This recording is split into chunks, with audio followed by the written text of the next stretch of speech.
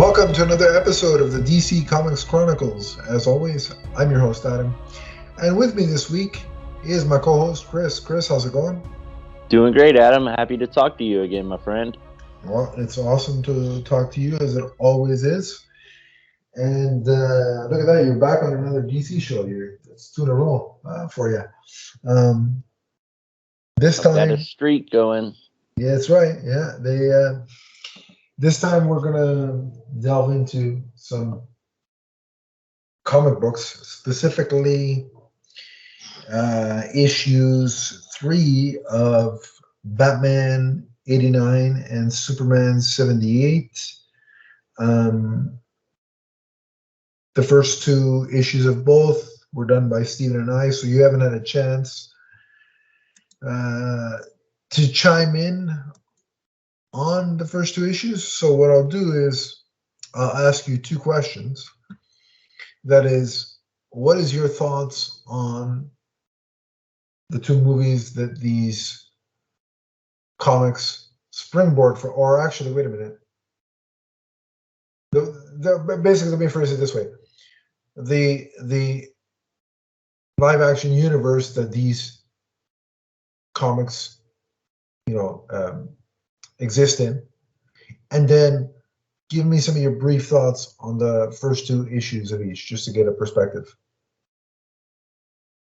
Well, to cover the first question, I'm just a huge fan of Superman 78 and Batman 89. I grew up never knowing a time in my life where I hadn't watched the first Superman movie or the first 2 Superman movies. And I remember seeing Batman 89 in the theater when it came out. So I've been huge fans of both of these properties ever since, as long as I can remember, really. And I really enjoyed the first 2 issues of both of these series. I gotta say, in regards to Superman 78 series, I'm a huge fan of Robert Venditti, the writer of the series. Mm-hmm. I've been a fan of his going back to his work on Flash from about a decade ago to his work on Green Lantern. I'm just a really big Robert Venditti fan, and I think his writing did justice to the source material. Couldn't agree more. Yeah, I've been a fan of his. I can't say that I'm all too familiar with his Flash run, but I'm well aware of his Green Lantern run. And he had the unenviable task of following Jeff Johns, so that's not easy, especially where Green Lantern is concerned. And I also loved his Hawkman run. That's some of the best Hawkman you'll ever read, in my opinion. So I've not read his Hawkman run, but now I have something to add to my list. Yeah, I'm sure that it's a couple volumes in graphic novel form. I think the whole thing ran 29 issues. It should have run more, but unfortunately, I don't know. I guess it was due to sales or what have you, or other plans with Hawkman. I'm not 100% sure. But yeah, I thought it was great. So check it out, and I think you'll enjoy it. But yeah, continue. Okay, and the both Superman 78 and Batman 89 are written and illustrated in a way that when I'm reading the issues, I hear the actors' voices in my head. You know what I'm saying?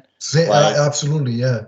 Yeah, I can hear Christopher Reeve and Superman's dialogue. I can hear Margot Kidder and Gene Hackman and Michael Keaton and even Michael Goff as Alfred. Yeah, it's really nostalgic. It really puts you right back into that universe. And I was just, I'm glad that you asked me to jump on board and talk about these issues because I really enjoyed them. Awesome. I'm glad to hear you. You got a kick out of the first 2 issues for sure. So I guess with that, all that initial thoughts out of the way. Let's pick up where issues 3 begin. So let's start with Batman 89, since that's the one that came out first. We usually do them in release order, so we'll continue that trend. So give us a little bit of a brief idea of what happened in this issue. Well, Batman 89 issue number 3 is kind of like showing us Harvey Dent's transformation into Two-Face. Mm-hmm. It begins with him saving the character of Drake from a fire in the building. And, I got confused while I was reading this issue. So, does part of this issue take place in Harvey's mind? Yes. Okay.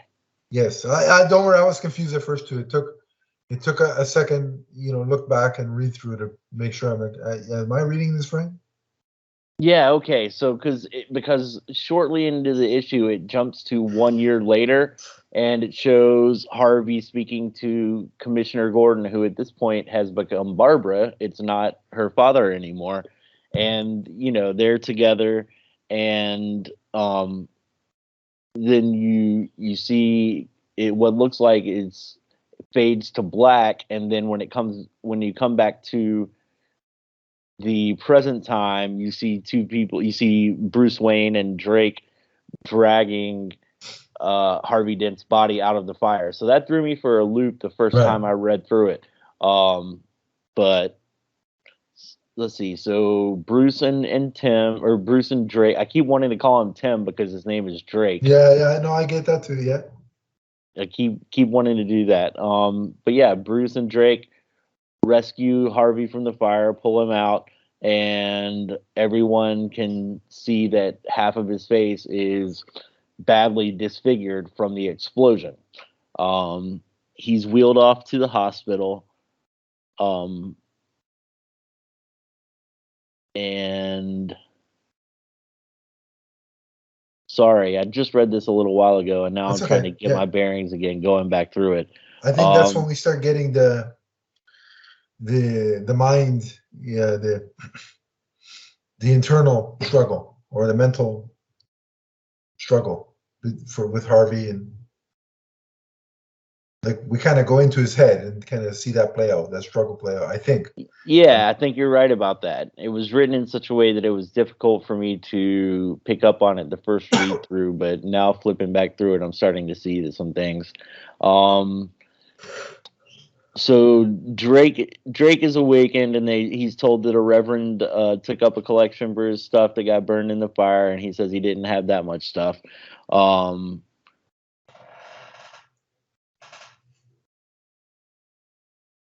We see Bruce, and then this is weird too. You see Bruce having a vision of, or a dream of, being kissed by Catwoman, and then it cuts to him being in bed with an actual cat licking on his face. Right. But Bruce Wayne is not outed, but is on the front page of the Gotham Globe with a picture of him, and it says Bruce Wayne superhero, reclusive millionaire, and daring rescue of Gotham DA.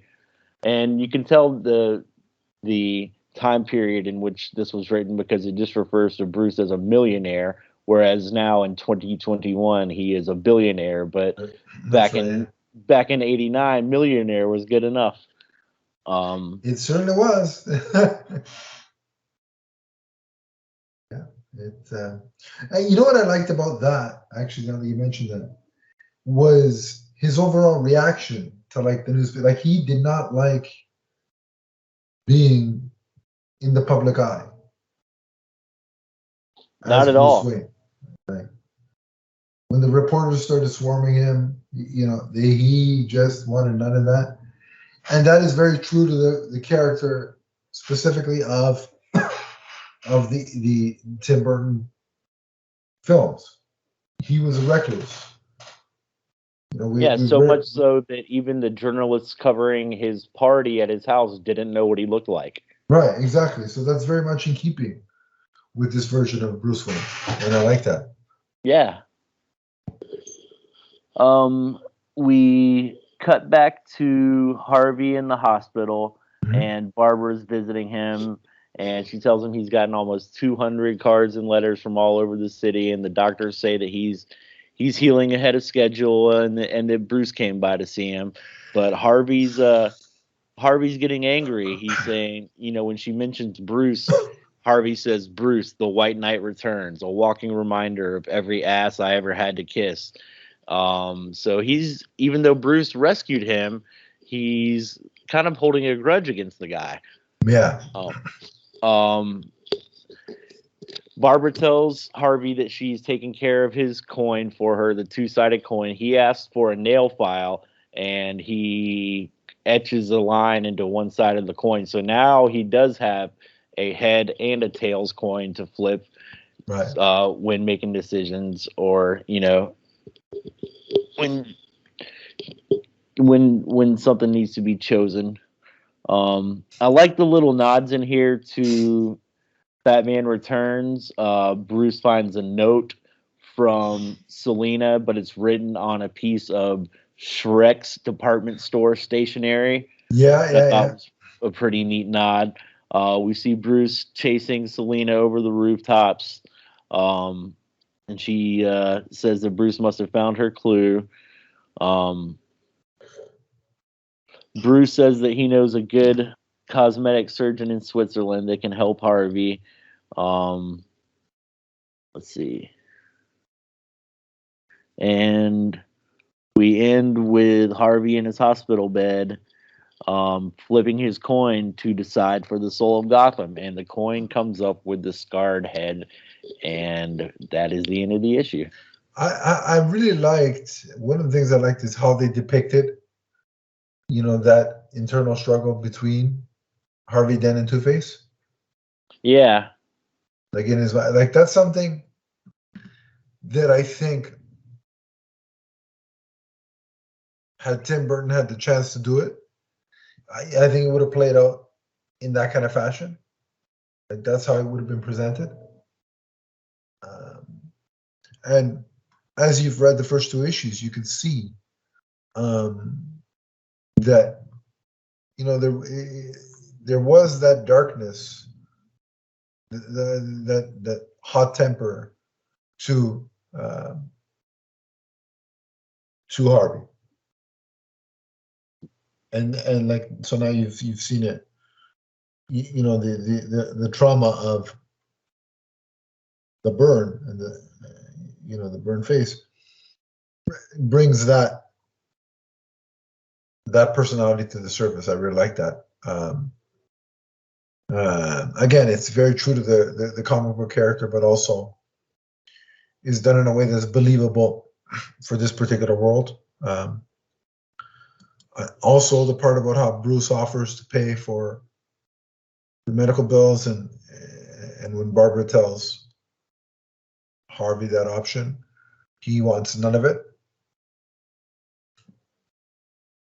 He's a very proud, stubborn man, and again, that's in keeping with the Harvey Dent we're familiar with from the mainline comic books.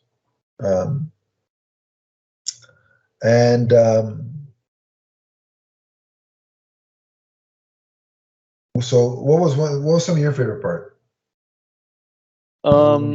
One of the things that stood out to you the most, story-wise.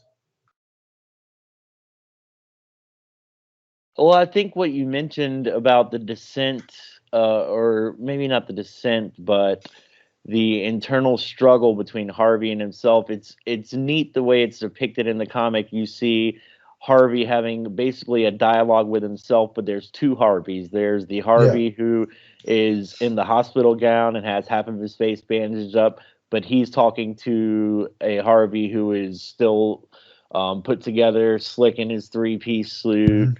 So that little piece in the middle of the issue where they're talking about the dichotomy between their two worlds. Like the one Harvey says, "In my world, Drake never went up to the roof. I saved him from the burning garage, and I'm a hero," as opposed to the world where Harvey is laying in a hospital bed with his face bandaged up and badly scarred. Right, So right. yeah, I think I really can kind of echo what you said. I liked that internal struggle between the Two-Face and the Harvey personas. Yeah, and in terms of art, I think my favorite bits of art was uh, the Batman Catwoman chase on the roof. Yeah, that was very well done. That was very, very evocative of the Burton, Gotham, and it just really, they do a good job of capturing the spirit of this world, and the art is stunning. Again, it if the people have watched or listened to our previous reviews, they'll know that slight artistic liberties have to be taken, uh, and I'm assuming that that's down to you know a money thing where it can't look 100% like Michael Keaton or Michelle Pfeiffer, but they get it pretty bang on close. It's pretty close. But yeah, that rooftop Batman Catwoman chase, that's an iconic thing for those two characters. And so, to see it play out again and just to have that version of Batman and Catwoman back together is pretty cool. It is, and Again, I like Catwoman telling Batman that she talks about him with her shrink, yeah, and Batman's like, "Wait a minute, you discussed this with a psychologist?" And she's like, "Don't think too much of yourself. She's got at least 6 clients who claim to be Batman."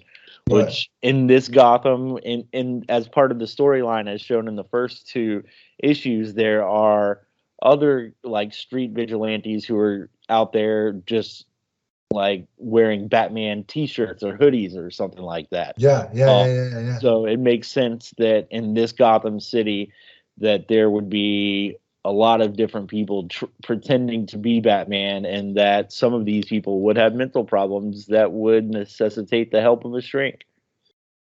Now they've teased. I don't know if you saw in the previous issues that they've teased the presence of Harley Quinn, right, as a psychiatrist.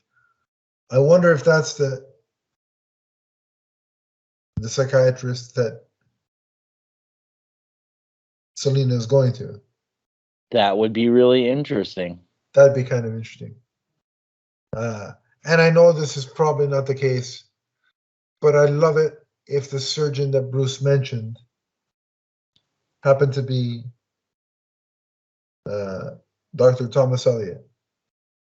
Oh yeah. That'd be kind of cool. Well, he does say the doctor's in Switzerland, but I guess you wouldn't have to be a Swiss doctor to be practicing there. You could Right, be right, an American. right. Exactly, exactly. So, no,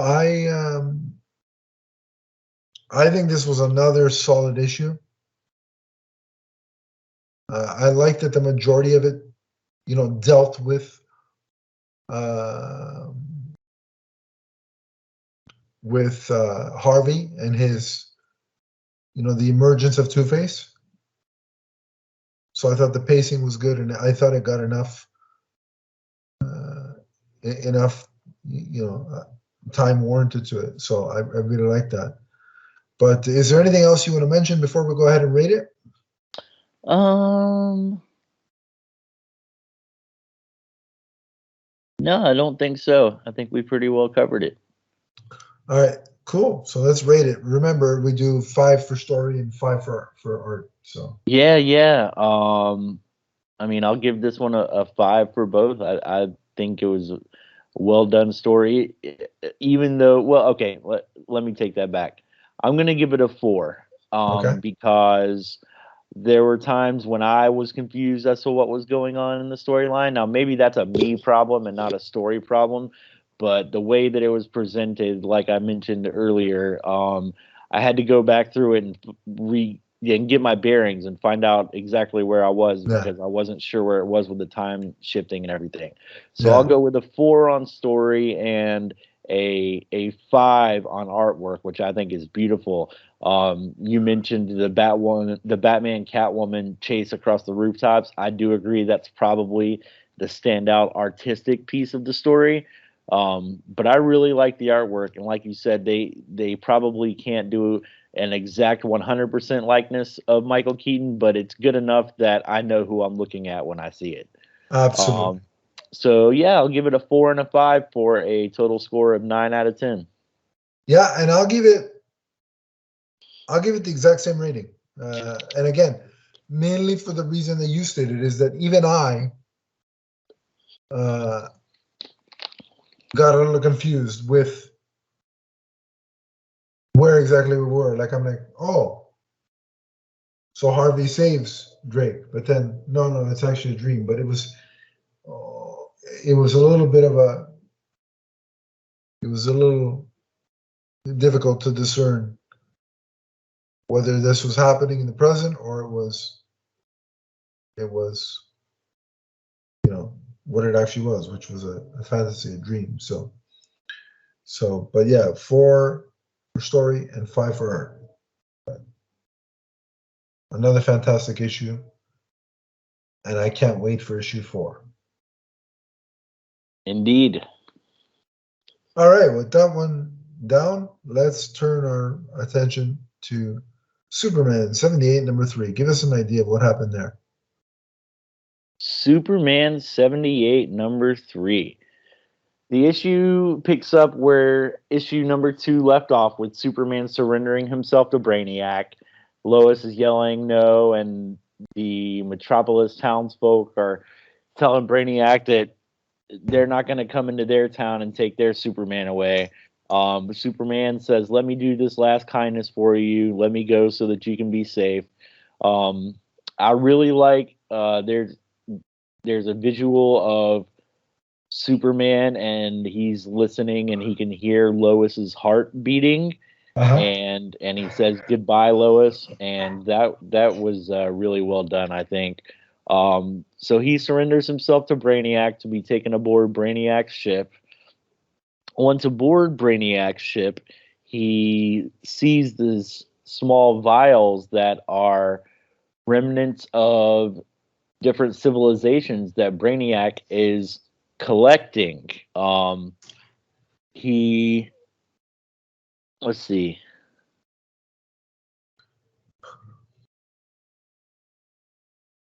He shrinks Superman down, Mhm. places him inside one of the vials, and Superman turns around to find his parents, Laura and Jor-El. Right. So apparently, right before Krypton exploded, Brainiac came in and um, miniaturized the city of Kandor and has it now stationed above his or on aboard his ship. And Superman now finds himself in the city of Kandor with his birth parents. Back at the Daily Planet, Lois has written a headline of "Goodbye, Superman," and he's shown in the paper on the front page being led away by Brainiac's robots. Mhm. Back in back in the Bottle City, Superman has removed his red, blue, and yellow suit, which still has the red trunks, as we know from the original Superman movies, and he Mhm. has now donned the white and black garb of his family, and he kind of runs. He's speaking with his mother, with Laura, and she asks about his parents on Earth, and he tells them about Mom and Pa Kent and how they raised him. Um, And for Donnie, who's listening, of course, that's Jonathan and Martha. Go ahead, Donnie. Do what you got to do. But continue. um, let's see. Jor-El takes Superman, or Kal-El now, I guess, on a bit of a tour through the city, and Kal is able to meet some of the wildlife from his home planet of Krypton that he's never known since he grew up on Earth. Um, at the end of the issue, we see Lois going to meet someone in the warehouse district. A cloth is placed over her mouth, which I'm assuming contains chloroform. You would think, yeah. Lois, yep. So Lois is rendered unconscious.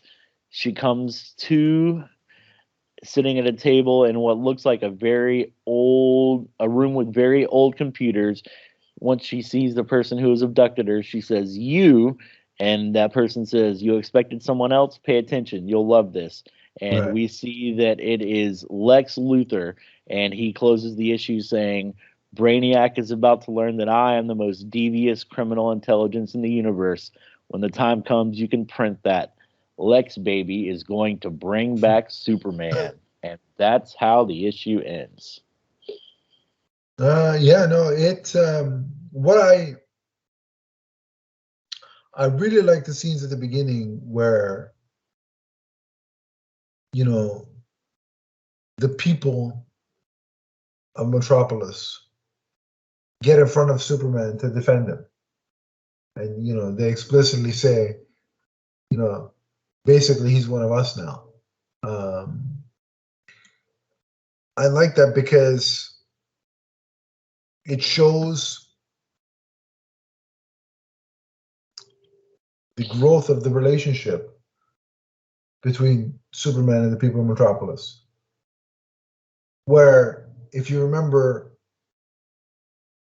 in Superman 2, when the three Kryptonians were devastating the city, and to save the people, Superman takes off, like to lead the three Kryptonians away. And a lot of people assume wrongly that, oh, he's taking off on us. But then eventually he comes back and, of course, saves the day. So I think them standing in front of him and showing support and saying he's one of us now, to get to him, you have to go through us, shows the maturation of the relationship between the people, Metropolis, to Superman. So I like that.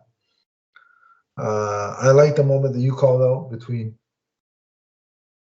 Superman and Lois, where he can hear her heartbeat. Were you surprised, like having read, I'm assuming you read all these three pretty consecutively. Yep. So were you surprised that we're seeing Jor-El and Lara? Yeah, that was a surprise to me because at the very beginning of book 1, issue 1, Yeah. we see them preparing Kal-El and sending his ship away, and we see Krypton explode, but we see that Brainiac is witnessing this. He's witnessing the explosion of the planet, but I didn't think ahead to think like, okay, Brainiac then made a move on Krypton to miniaturize one of the cities. Like that wasn't something that I thought about being a possibility, but now looking back, I should have obviously thought of that because that's what he does. He collects these civilizations and has his little menagerie on his ship. So yeah, I was surprised because I didn't see that coming. What's funny is that I remember when I read issue 1 for the first time, when I was discussing with a friend of mine after we had read it, I had said, what if, I had posed the question, what if, at some point throughout the course of the series, where the Brainiac has bottled a part of Krypton, Kandor in this case, and in said bottle are Jor-El and Lara. And the reason I thought that was that if you go back to issue 1, and that moment just before, once they send Kal away, and then the last scene we see of Jor-El and Lara, the lighting is a little weird, as if there is some beam or something encasing them in this bottle. I didn't know that was the case, but I said that light looks a little bit unique and different. Like it It stands out. does. So I'm like, I wonder if, and you know, I'm not saying I'm super smart or anything, because many people will tell you the contrary. But it just, you know, it's cool to be right every once in a while. It doesn't happen very often, but it's cool that I was right in calling that. Yeah, that's good foresight on your part. And that's very good. Like I like that Superman, or Kal-El now that he's on Kandor, um, has this time with his flesh and blood Kryptonian parents. I mean, technically, he's always had time with his father, you know, through the fortress and Superman 1 and 2. But it's like it's Jor-El's essence. Like even in the Donner cut, when Jor-El puts his hand on him, I don't think that's physical Jor-El. That's just the essence of Jor-El being transported. Like I don't, you know what I mean? I don't think it's, even though we see in the Donner cut Marlon Brando put his hand on Superman's shoulder. I don't think what we're meant to be seeing is not physical Jor-El, like, Right. you know. But so, and even with the mother in the theatrical cut of Superman 2, again, it's the hologram. It's not actual Laura, right? So it's nice that this is actually his physical, living, breathing uh, Kryptonian parents. It's a different wrinkle than what we're typically used to in the mainline comics. Um, I liked the fact that they incorporated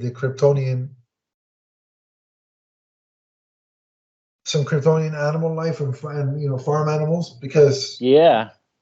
again, we never got to see that in the Donner universe. So I like that it's bridging the gap between, in some way, between um, uh, between comics and that movie world, right? So I enjoyed that, and this might come off as a weird choice for me in terms of my favorite art pieces of the issue. It's probably the part where he's talking about Lois to his mother, and we Yeah. see a visual like in his head of him thinking about the time they flew together in Superman 1. Yeah. And the other image was the flashback to Smallville, Kansas, where to basically when when he lands as a child. Like that looked like pitch perfect to the movie scenes. And so those were the art pieces that I loved. So what was, let's go through, I told you some of my favorites. So what were your favorite moments, story wise and then artistically?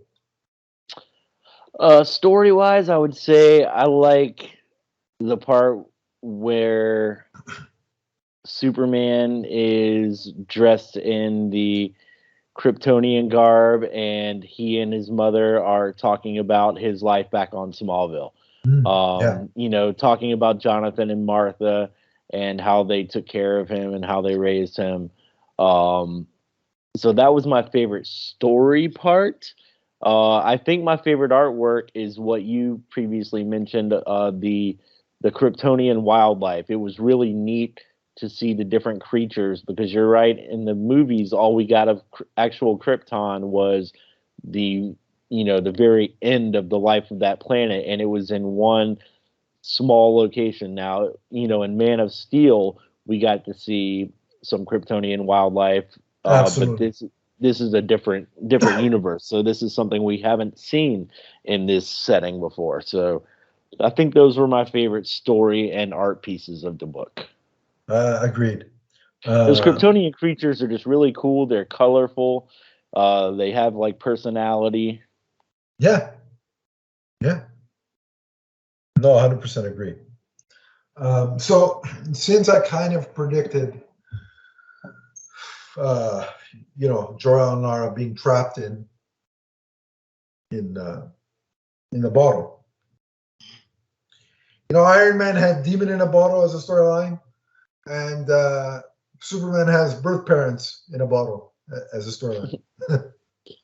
That should be the name of a graphic novel. But anyway, I'm going to make a prediction on and it's not really, I'm not Nostradamus or anything. I just think this is pretty obvious. So tell me if I'm, or maybe it's not. You tell me what you think. But I have a feeling that through the course of the next 3 issues,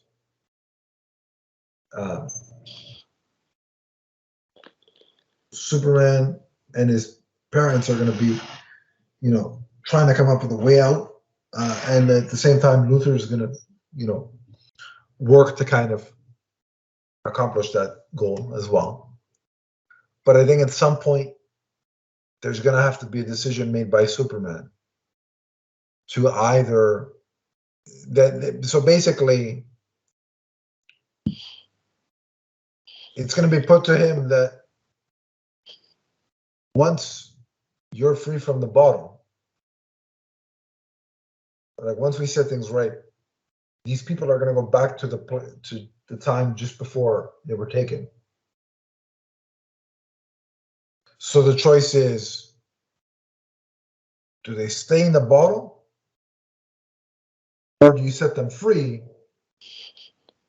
But the caveat with that is you're essentially sentencing them to death, because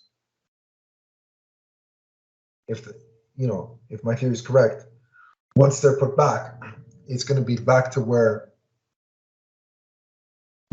they were taken. So that's how and then Superman's going to have to make a choice. So back to a Krypton that is on the verge of death? Yeah, right. Okay. So he's going to have to choose between Earth and Lois or essentially Krypton and his parents. That's an interesting prediction. And I have a feeling I know, obviously, which way Superman's going to choose. I mean, he's going to go with Lois. Right. So I'm interested to see what Luther's plan is. Yeah, because he's not altruistic at all. Like he's got some scheme.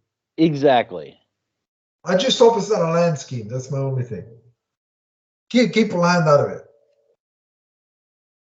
We've had enough of this Luther and land to last me the rest of eternity. So hopefully it's something other than land. We don't need the real estate magnate Lex Luthor anymore. We've seen that enough. Right. Yeah. So what this issue was missing was what issue 2 had when Superman, in the callback to the movie, when he pulls off the cellophane S and throws it. Yeah. I really enjoyed seeing that in issue 2, but there weren't any I didn't notice any of those types of movie related Easter eggs in this issue. Yeah, aside from the flashbacks with Lois wearing the outfit that when they were flying, and the Smallville basically being frame for frame from the movie. That's true. You're right. And in the Smallville scene, it is almost frame by frame, including the over the shoulder shot when they see him coming out of the rubble, and then him picking up the truck over on Pa's head.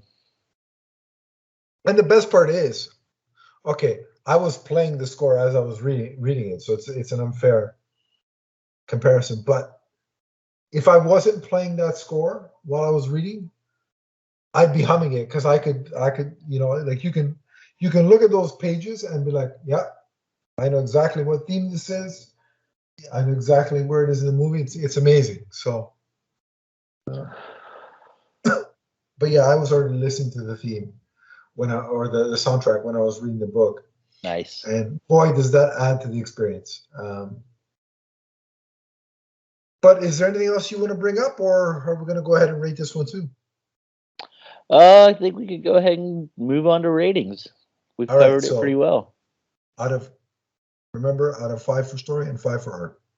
I give it a 5 on both. I think Venditti does a really good job here of capturing the voice of all the characters. And I think Wilfredo Torres' art is top notch. He does a really good job. Like you know that this is Christopher Reeve Superman. You know that this is Gene Hackman Lex Luthor. You know that this is Margot Kidder's Lois Lane. Out of the hundreds of different iterations of those characters that we've seen, you know exactly which one you're getting with this. So for me, it's 5 and a 5 makes it 10. Yeah, I'm in 100% agreement. This is a 5 for story and a 5 for art.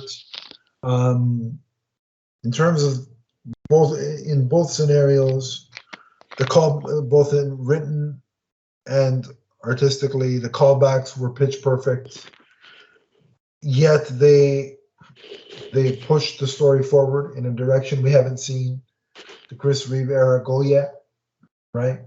With him being back on Krypton/Kandor, and offering this iteration of Superman a new role, being the chief leader of his people, like his actual Kryptonian people, which is something we've never seen this Superman do. So again, it's got the perfect balance of nostalgia, but pushing this era of the universe forward. And so for that reason, it gets a perfect score. All I can say before we wrap up is, man, I want more of this world. Like, I hope it extends past 6. I agree. For both Batman 89 and Superman 78, I want more of both worlds. I agree, and I like that they have their own self-contained continuity where it's not tying into 7 or 10 other books that you have to read to know what's going on. Yeah. If you've seen the movies and you read the comics, you know what's going on. Like for me, I say this every time we review these, and I'm going to keep doing so until I get what I want. I want, again, more volumes of these 2 comics. I want animated movie adaptations. And for Superman, I've said it before and I'll say it again. If you do an animated adaptation of this, call Brandon Routh. Right on. That's all I'm saying.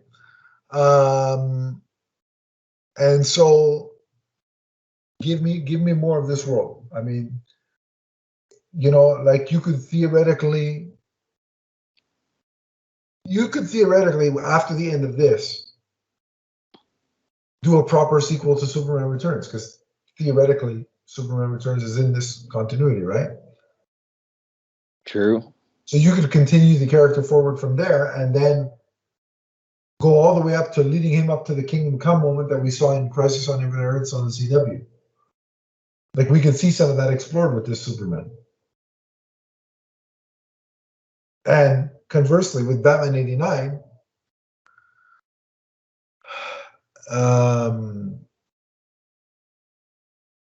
you could, after this, I mean, first of all, after this story, like, you could Burtonize so many other villains that we never got to see, like Scarecrow. Imagine Burton's version of Ra's al Ghul, or Ra's al Ghul, depending on how you want to say it, or Burton's Scarecrow. Stuff that we never. So there's so many avenues to go, but what that book, Batman 89, allows you to do is you could fill the gaps before we see Michael Keaton again in the Flash. So what happened in that 30-year span? Like, we could actually see all that if these comics continue. That's true. And we have a full year before that movie comes out, so there's ample time for them to give us more of that Keaton Batman before we see him on the big screen. So DC, Warner Brothers, after the 6 issues, I need more Batman 89 and I need more Superman 78. So make it happen. And to help ensure that the expansion of these worlds continue, if you haven't bought these books yet, but you're a fan of these 2 iterations of the franchise, head over to your local comic shop or head over to Comixology and buy these books. That's my recommendation. But if you have read these books and you want to talk about them with us, you can on social media. So, Chris, where do they track you down? I'm on Twitter at Chris N. Harrelson. That's just my name. And I'm on Facebook as well. And I'll be all up in the groups when we post about this. Right. So if you want to talk to me, it's at Adam_LeaseFan on Twitter. Or it's at MMNPDC on Twitter, which is just the podcast network's Twitter page. Or we have the Facebook group, which is listed in the description below. Click it. I will add you. And we can continue the conversation there if you so choose. But until next time, remember that Batman 89 and Superman 78 and their universes are forever. From the first time you turn the pages as you hum the iconic themes to the last. So long, everybody.